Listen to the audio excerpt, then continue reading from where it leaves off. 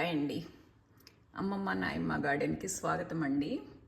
ఇదిగోండి ఈరోజు మీకు అది కారం ఎలా చేయాలో చూపిస్తాను. కాకరకాయలో వేసే కారం అంటే నేను ఒక కాకరకాయలోనే కాదులేండి, ఏ ఫ్రైలోనైనా నేను ఈ కారమే వేస్తాను అన్నమాట. ఇప్పుడు తోటకూర ఫ్రై అయినా, ఏ వంకాయ ఫ్రై అయినా, ఏ బెండకాయ ఫ్రై అయినా ఏదైనా నేను ఈ కారమే వేస్తాను అన్నమాట. ఇదిగోనండి కాసిన చిన్నులపాయలు తీసుకున్నానండి. ఇదిగోండి కొంచెం జీలకర్ర అండి, మనం తీసుకున్న క్వాంటిటీని బట్టి. కొంచెం కరివేపాకండి, నేను అప్పుడు ఇంకా ఇందుట్లో ఎందుకు ఒకసారి డైరెక్ట్గా మీకు ఇందుట్లో వేయటం చూపించేస్తాను. కరివేపాకు, జీలకర్ర, కొంచెం ఉప్పు వేయాలండి, ఇంకంతే. ఇంకా ఏం వేసే పని లేదు. వెల్లుల్లిపాయలు, ఇదిగోనండి కారం తీసుకుంటాను, ఇంకా వేసేస్తాను ఇందుట్లో కారము.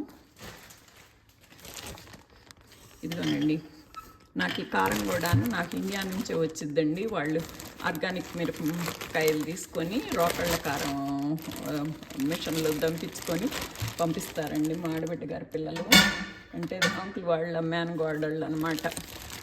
ఇక నాకు ఇండియా నుంచి ఏది రావాలన్నా వాళ్ళు చక్కగా పంపిస్తారనమాట. నేను ఇక్కడ ఉండి ఎంజాయ్ చేయటమే ఇక అవన్నీను.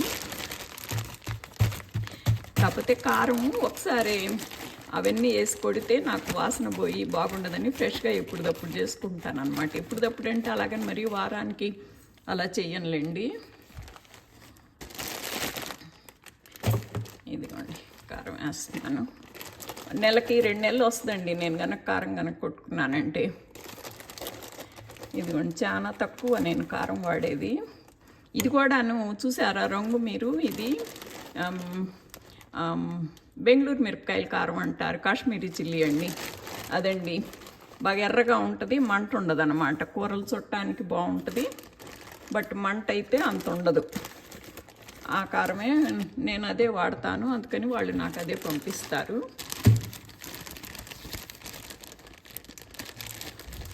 అంత బందోబస్తుగా పెడతాను కదండి, గడ్డిగా కట్టుకుపోయింది ఫ్రిడ్జ్లో.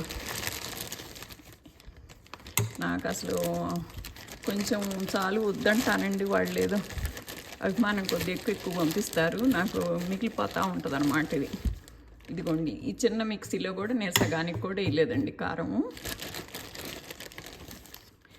ఇది కొంచెం చాలా తక్కువ వేసాను.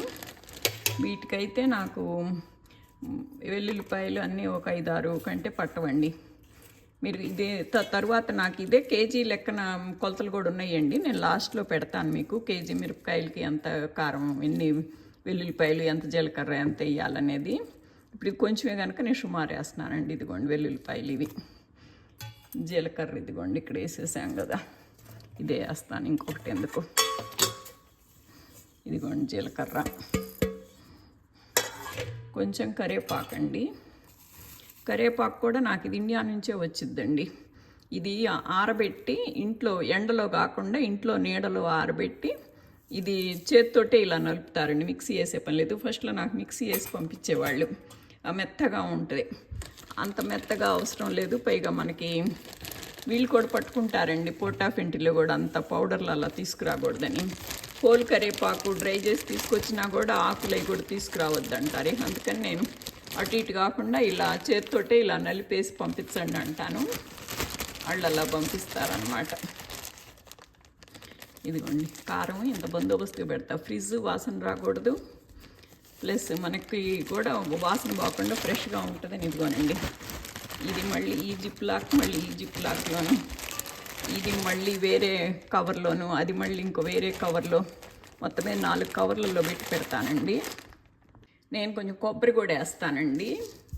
ఇది కొబ్బరి కూడా, ఇది పచ్చి కొబ్బరి అయితే కొంచెం వాసన వస్తుంది, ముక్క వాసన అని నేను ఇది ఎండు కొబ్బరి కొంచెం వేస్తానండి. అప్పుడప్పుడు కొట్టుకోవటానికి అయితే పచ్చి కొబ్బరి వేసుకోవచ్చు, కానీ ఇది నాకు 1-2 నెలలు అలా వస్తుంది కదా కారమే, అందుకని నేను డ్రైదే వేస్తానండి. ఇదిగోనండి మిక్సీ వేసుకుందాము, ఒక్క తిప్పితే చాలండి.